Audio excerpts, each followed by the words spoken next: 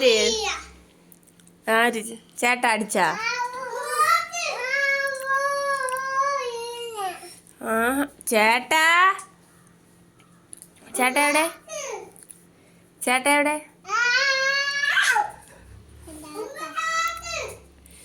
ചേട്ടാ എന്തിനാ അമ്മാളൂനെ അടിച്ചാ?